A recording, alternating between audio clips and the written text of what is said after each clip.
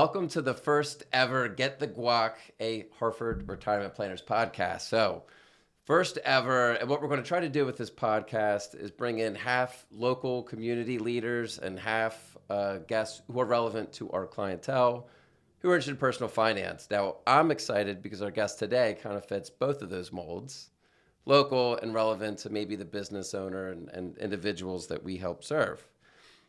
So I'm joined by Rachel Fox from the Sunny Day Fund. Here's a little bit of a background on Rachel, and I'm excited to get into more questions. So Rachel is the Director of Business Development for the Sunny Day Fund. She is a world traveler, or at least used to be before she was a mother of three, is a coach and a self-proclaimed crazy bug lady. True story. True story. So Rachel, thank you for coming in and joining us for this first podcast. Yeah, I'm excited to be on the first one. This is an exciting voyage. All right. So what I want to do is just right off the bat, we're going to do a shotgun round of questions. All right, I'm ready. All right. So you mentioned earlier, we've got our minute to win it, which will be repurposed for 5 questions in 60 seconds. Okay. All right. So just first thing that comes to your mind, and when you're ready, and if you're not, we're still going to go. Okay. All right. So here's the questions. Beach or mountains? Beach. All right. Hot or iced coffee? Hot. Okay. Or other. Different drink to give you a... It depends on the season, but overall hot. Okay. We are getting into, what is it, pumpkin spice latte? Season. Yeah. All right. Do you do the pumpkin spice latte? I mean, I do. Don't judge me. I do. Fair enough. Would you consider yourself a night owl or early bird? Night owl. Now, what about your significant other? Night owl. Really? I feel like usually people are either like married to the opposite, Yes, right? we're an anomaly. We hang out together sometimes. All right. Well, that's true. good. Pizza or tacos? Pizza all the way. Pizza all the way. That was a quick answer. No hesitation. All right. And do you think you're more of an introvert or an extrovert? I don't know. No, I'm more of an extrovert. More of an extrovert? My husband is definitely an introvert, and I'm an extrovert. But you're more the remote worker, right? So that's I am the remote worker, so it's really fun to be around pokeable people sometimes. So it's exciting to get out of the house. awesome. All right. Well, within the time limit. Yay. Good What deal. do I So win? that's just a little bit about Rachel. I went win through your anything? LinkedIn profile, Okay. and just to get to know you a little bit better. So you studied abroad in Australia. I did. What was that like? It was good. I mean, I went over there to study entomology. I was a biology major here, going to school in Virginia. And Now, let's pretend that you don't know what the study of entomology yes, not is. to be confused with etymology. Entomology is the study of insects. And I've always been the crazy bug lady. And ever since I was little, I was rescuing insects from my pool. And we're the family who like nurtures the eastern red paper wasp nest under our deck. And my kids will like get insects out of the pool and put it on the end of a broomstick and feed it up to them. And they just kind of grab them and stuff them into the shell. So Oh my God. Do you take video of that? I mean, we should sometimes. It's funny at parent-teacher conferences because they're always like, as long as there's a fox kid in the room, somebody's going to get that critter that just crawled across the ground. So, Oh, that's so funny. yeah, it's definitely a cool thing. My 4-year-old daughter will scream at the top of her lungs with like a lanternfly. Yeah. What's your take on the lanternflies? Yeah, we started looking for lanternflies several years ago. Like, I was definitely geeking out on all the stuff that was coming out when it came in, like, through, north of us. Right. And definitely saw it up in northern Hartford County first. And I was, like, taking samples and, like, calling Beltsville. And I was like, this is what's happening. And now they're everywhere. So, Yeah. I mean, there's so many invasive species, you can't do much about it. But if we had a predator for them, it'd be nice. But we don't. So natural progression, study entomology in Australia, and then you come here and work in employee benefits. Yeah. I'm sure that's the story that most Because that's what people everybody follow. does with a biology degree. Right. Yeah, I had left. I mean, I had gone to Australia to play field hockey and rugby year round, which was fun. And then I kind of came back and did environmental consulting for a few years. And then just really wanted to branch out on my own because I was working for my brother and I felt like I was always going to be the boss's little sister. Right. And so, yeah, I had gone to a career fair and kind of stumbled into employee benefits. And I knew that I wanted to be a mom at some point, and that I might not be working as much, but I still wanted to have my own money. So the idea of like residual renewal income was really appealing to me. And that was something I had never really thought about before. And so then I was just like, I mean, I can do this. Like, Right. look at all these guys doing this. I can do this. Right. And then it just became something where I was going to do this until I had a family. and then I was going to take a step back. But we were just in IVF land for like a decade. Yeah. So I was there a lot longer than I thought I was going to be. But yeah, I had a really, it was a great experience kind of running a voluntary benefit agency. And then, yeah, I had my family and I took a step back from that because you're a 1099. And so I had the freedom to work as much or as little as I wanted to until the kids were big enough that they were all into school and I could So get you were something else. working like in a producer capacity? Yeah, so I mean, it was an Aflac agency, so I ran my own Aflac agency for a long time. Okay. And so we were working, in voluntary benefits, but at that time still meeting with business owners, talking about benefits. I was still used to working with HR and CFOs, and so Right. it was a natural progression to what I'm doing now. And I'm really happy to be on the financial side because the employee benefit side wasn't always delivering really good news to people at open enrollment. And sometimes you just feel like, how am I going to sugarcoat this increase or whatever's going on? Because after Aflac, I was a health broker for a little bit as well. So Ooh, that's brutal. yeah. So I was like, might not be my jam, but I was really happy to Right. have the experience of it, just the context around, that message and how harder it's getting, and just to be more creative. There's so many solutions out there, but it definitely takes a lot of homework to learn what the best choice is. Right. Yeah.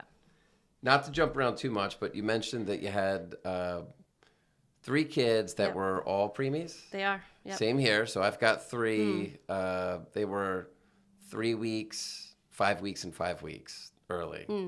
So the 3 week he's like technically a preemie, Yeah. but he was like a mega preemie because I Yeah. think he was over 7.5 pounds. That is a mega premium. So I think it would have been like in my wife's best interest and my best interest by proxy. Yeah. that he came when he did. Yeah. Would have been like, but 5 weeks. So they were, all 3 were in the NICU? Yep. So my oldest was born at 29 weeks. So she was 11 weeks early. And then my second was born at 31 weeks. And my little guy was born at 34 weeks. Wow. So I look at these women in their third trimester and I'm like, gosh, that looks uncomfortable. I've never been there. Yeah, really. And yeah, I mean, we had a much different struggle than some other people do. I feel like having kids is never what you think it's going to be. Right. Some people have a really hard time getting pregnant or staying pregnant or during the delivery process or just raising kids. It's like, Right. man, your parents become a whole lot smarter once you have kids, for sure. It really is. I talked to my dad. I'm at the stage of life now where I'll call my dad and say, you were right. Yeah. And we'll talk about the kids. And I'll say, I get all frustrated, as most people do. And I'm telling this story about how the kids were acting up and they were doing X, Y, or Z, Yeah. and he's just laughing the whole time. Yeah. And then I start laughing because I'm like, it is absolutely ridiculous, the situations these kids, the things that you get frustrated about once you're a little bit further out, Yep. it's just hilarious. Yeah. And then they're like, yeah, that's what you used to do. Like, it's all coming back to you now. Exactly. Oh my gosh. Yeah. I know, life's full circle. So let's talk a little bit about work.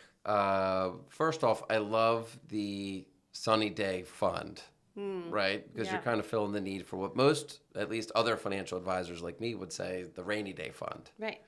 But that implies that there's something negative, right? So how did Right. the Sunny Day Fund come about? Yeah, I think that the rainy day fund is something we've always heard about, but just like you said, it's like we don't think that the motivation to save should be Right. purely from the doom and gloom and fear of like the rainy days and all the bad, like all these bad things are going to happen to you if you're not prepared. Right. I think that there are a lot more sunny days in life than rainy days, and they take money too.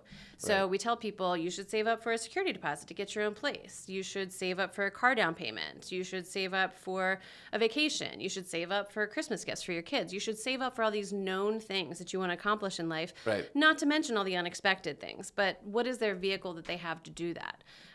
So yeah, what we're doing is just giving them a way that you can save not only for the rainy days, but also it's like, what do you want to accomplish in your life that you've struggled to do on your own? Let your employer help you with that. Right. Yeah, it's interesting. I think how motivated are individuals to save for something that's not fun to spend money on? It usually comes with Right. heartbreak. It's kind of tough. It's going to happen. Yeah. I know when I'm sitting down with clients and we're going through budgeting, they give me a lot of times the ideal budget. I'm like, what about tires? They were like, oh, well, that's a one-off thing. Right. But at least once a month, you have a one-off thing, yeah, right? yeah. The HVAC that needs repair, the, whatever. I'm sure everybody's thinking of like 3 things right now. Yeah, just going back to school. I feel like it was a small fortune to buy all the school supplies and like school uniforms and everything I needed to buy for that. So it's like, those things are coming, but you don't always plan for it. Because, yeah, it's Right. like there's one-off kind of stuff. So I'm really interested in that. So talk me through the mechanics. So let's say I'm an employer Okay. and I would like to provide this for my employees. How does that work from like 10,000 feet up? Yeah, so the whole idea is that you might be an employer who is struggling because you've seen a lot of employees pull out of their 401k. So we have a significant number of early loans or hardship withdrawals. And by the way, it's like we can look up the Form 5500. I know what that number is, so I can Right. see when that leakage is happening. And if your employees are already using your 401k as if it's an emergency savings account, there's probably a better way to accomplish that. Right. And then we see that there's a long-term savings vehicle in force, but a lot of employees, especially on the low to moderate income side, the short-term immediate goals are so much more dire, Right. and they don't really have a solution for that. They don't have a short-term savings vehicle where they're incentivized to really turn on this new behavior, where we can really start automating money into this, and then I can actually use that money when I need to without penalty. So if I can have another pool of money there, like people are dipping into the 401k because it's the only pool of money. Right. We Right? see it, It's yeah, like, too often. well, why is that successfully accumulating over there? Oh, it's because of the magic of payroll deduction and Right. employer match. I So can't let's- screw it up. I'm saving before I'm spending it. Right. Yeah. But you're never going to be able to like build this skyscraper of retirement savings without this foundation of emergency savings. You're going to continually pull out of the retirement savings. Right. So I think it's two sides of the same coin. Emergency savings and retirement savings support each other. For a lot of companies, they might not have the participation in the 401k that they want, or they might not have the contributions to the 401k that they want. Right. So we can really kind of be the gateway to payroll deducted savings for a lot of people that are not participating right now. Because retirement savings has shown us, like if people aren't participating through their paycheck, they're likely not doing it on their own in Right. mass, right? So it's So a way to how- automate that. Let's go through and pretend that I'm a third grader. Awesome. And I just got my first job, and Okay. I see that this is a benefit that my employer's offering. Right. Do I schedule a dollar amount that goes Yep. into it, or a percentage, or either? So flat dollar amount. So the employee is going to elect, yes, I want to participate in this voluntary payroll slot deduction. And what's the minimum? Is it $5? $5, like a paycheck? $5 a paycheck. All right. What's the most you could do? That's up to the employer, but typically we see them set it at about $250. Okay. $250. So anywhere from $5 to $250 per paycheck. Yep. Now, let's say that I changed my mind. Does the employer come up with how often you can change those numbers? No, I mean, so there's a lot of different emergency savings account options out there. In our specific one, we have a web accessible app. So this is something where the employees would log into their account onto the app and they could change their contribution amount within the app. And we tell them Okay. it might be a payroll cycle or two, depending on when your next paycheck comes, for that change to take effect. But it's a flat dollar amount that the employee elects, and then that comes out of their paycheck on a post-tax basis. So we work with their payroll company and their payroll department to make sure that those deductions come out post-tax. You know, money's ready to go, right? Right. It's free and clear, ready to go. In case of emergency, you need access to that money right away. So it's waiting for them until they have a need for it. We put it into a brand new FDIC insured savings account that we open in each individual employee's name. So it's not like a custodial account where the company owns it. Right. We're actually creating new savings accounts for each individual. So the account is in the name of the employee. Yep, and it's housed in a bank where it's FDIC insured. Now, once the plan is set up, how much involvement does the business owner have in maintaining it? It's really, we're going to work to automate as much as we can. It depends on really their payroll company and how that works and how much they'll let us take over much of that. Right. But we try to take over as much as we can so that it's really automated. And then really they're involved once a quarter when it comes time for that match. So our Okay. employer reward, we encourage people to do it quarterly as opposed to monthly or annually. We find that behaviorally it motivates people to have better behaviors if they know, oh, within 3 months I'm going to get this pile of money coming in from my employer as long as I do this and this and this. So how does that work? All right. So Yeah. employees been contributing $50 a paycheck or Mm-hmm. 25 bucks, whatever it is. The employer comes in once a quarter, Yep. hypothetically. Mm-hmm. And what's like a typical match? What are most average So employers doing? the way that we're doing our match, because again, this is a liquid asset, like with a 401k, we want the match to be based on a contribution because we're just trying to incentivize people to participate. With an emergency savings account, we really want to incentivize them to maintain a balance within the account instead of just putting it in. Because if they're yanking money out as quickly as they're putting it in, they're really not building any financial stability. Right. So if it was a contribution match, then the employee could, if they've got $100 in there and then the employer puts in $20, they could yank out their 120 back down to a zero balance, and we're not really creating financial stability. Right. So what we do is we try to incentivize them to maintain a balance by not doing a contribution match, but doing a reward interest rate. If you think about it, almost like a subsidized interest rate that the employer would provide. So it's based on the account balances maintained by the employee. So the more money you as an employee keep in your Sunny Day Fund, the greater the match that you're going to get from your employer. Okay.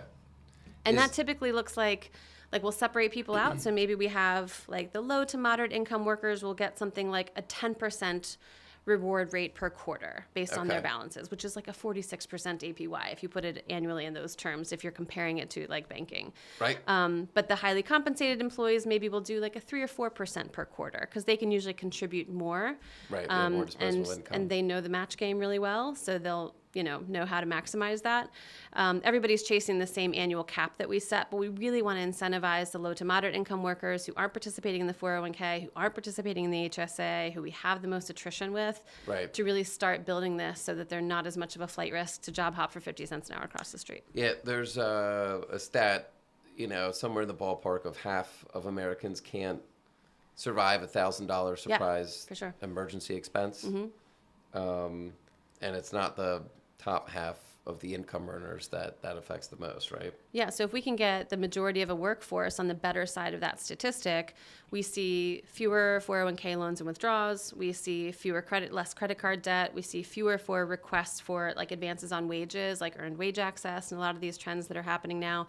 We see fewer payday loans. It's like employees are thrown a plethora of debt resources all the time. But if they just had the money saved up to withstand that, it would cost them less. Like the debt solutions are always going to cost them more. Right. So instead of having them go into debt and teaching them how to go into debt, let's teach them how to save. I love that. Let's teach them how to save rather than how to go into debt. Yep. Not that I agree with everything that Dave Ramsey says, but the more people can stay out of debt, and I think the average person whose parents didn't talk about personal finance and it wasn't taught in schools, it's just one of these things that we use every single day in our lives, yet are probably one of the least prepared topics to understand. So I think that what Dave Ramsey does well is keeps people from getting themselves in trouble. Right. And you can justify a lot of things with debt. Right? All of a sudden things that really aren't emergencies are emergencies, and we got to do 401k loans and things. Yeah. So Secure Act 2.0 passed not too long ago. Has that had an impact on your offering? And if so, what does that look like? Yeah, so in the whole land of emergency savings accounts, Secure Act 2.0 passing became the first piece of federal legislation around ESAs.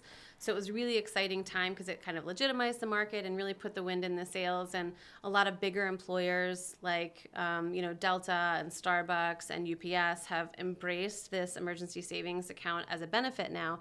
And so it's really turning the heads of a lot of the larger and mid-sized employers as well. Again, because this is a brand new market that's emerging with employee benefits. So Secure Act 2.0 was really focused more on in-plan ESAs, where it's really linked to your 401k, and it's about making retirement savings a little bit more accessible in times of emergency. We just firmly are on the soapbox of stop pointing people to the retirement account in times of emergencies. Have a whole separate pool of money designed for that so that retirement and emergency income monies are not conflated. So we are an out-of-plan option, so we're not under ERISA, but there are lots of record keepers out there who are offering in-plan ESAs. So you've got some options if you're a business owner looking into doing something like this. Do you want it closely linked to your 401k and within ERISA? And those guidelines, or do you want something completely out of plan, separate from your 401k and outside of ERISA, so that you can, again, structure it where you're rewarding different groups of people differently? Right. Yeah. Don't we love our acronyms in this business? There's a lot of alphabet soup going on. 401k, ESA, HSA, FSA. FSAs. It's all good.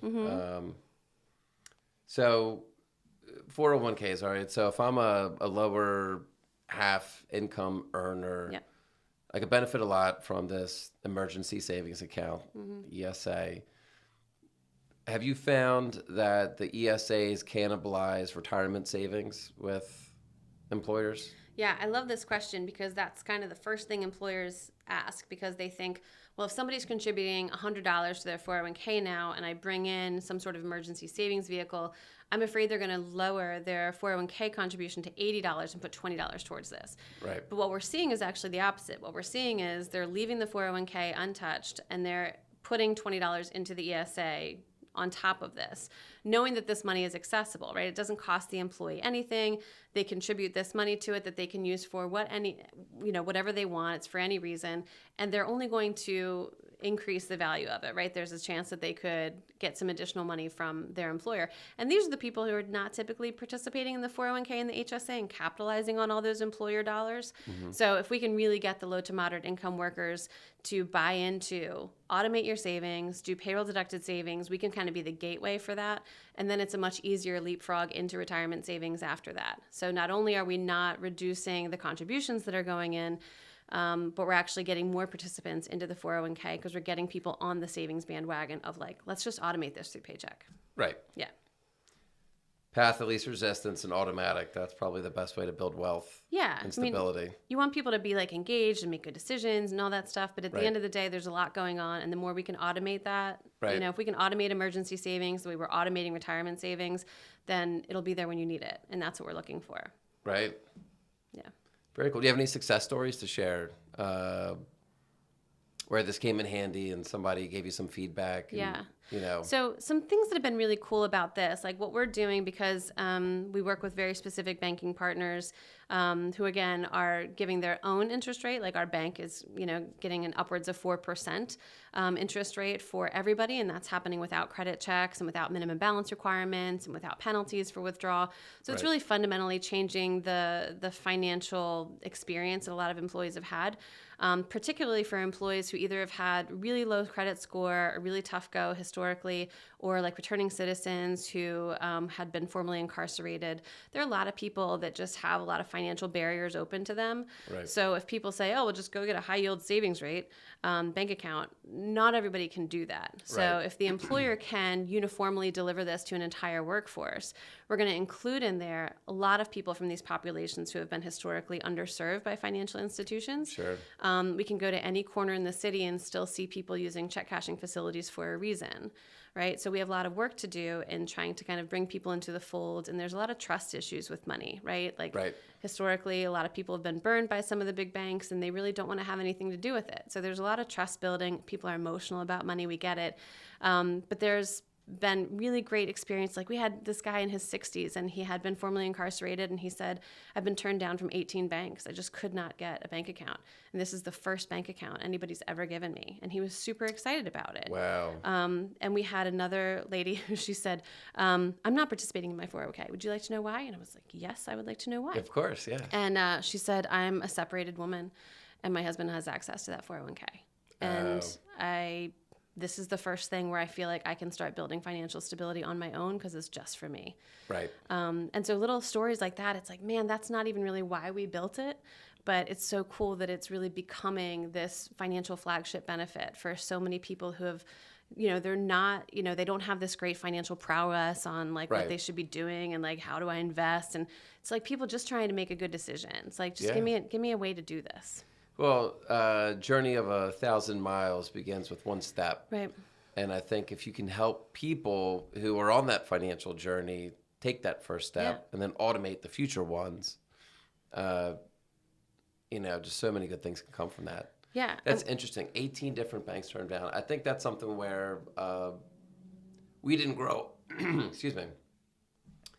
We didn't grow up with a lot of money or anything like that, but not that there was a lot of money to put in the bank, but we've never been turned down. So that's something I think a lot of people it's real. It's a lot of people out there face that uphill battle, and a lot of others take for granted not having to face those issues. So yeah, and again, if you're working with a workforce, you kind of are going to have all sorts in there. So there's this perception sometimes among the workers that my benefit package really benefits the highly compensated employees the most.